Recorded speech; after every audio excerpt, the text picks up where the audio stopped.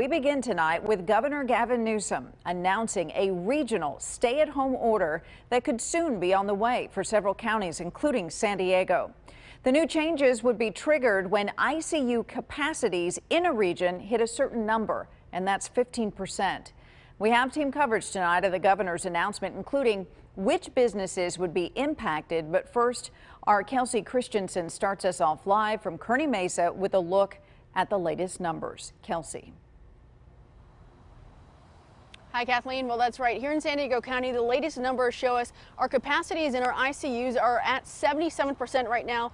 About 40% of those are COVID related. So what that means is that our county will fall under the tight restrictions that the rest of the counties will in Southern California, despite some of those other counties having COVID-19 patients in the ICU at a higher rate than San Diego.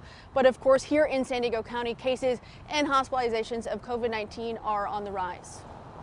The effects of Thanksgiving, they have not yet been felt. They will be felt in a number of weeks. Governor Gavin Newsom announcing if we don't act now, hospitals will likely become overwhelmed as COVID-19 cases surge and hospitalizations rise. A 3-week-long stay-at-home order will likely take effect in 5 California regions, including Southern California, if ICU capacity drops below 15%. In these regions where we all reside, 40 million of us, the ICU capacity in all of these regions by the end of this month will drop based on our current projections. A spokesperson from Sharp Healthcare tells us their ICU beds are about 88% full. Half are filled with COVID-19 patients. San Diego County's latest numbers show 77% of ICU beds are at capacity. About 40% of those are COVID-19 related patients.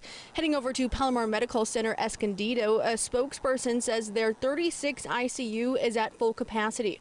A third of those are COVID patients. However, with more spaces on the upper floors, the governor calls Palomar Medical Center one of the state's 11 surge facilities to be on standby and provide more bed space if necessary.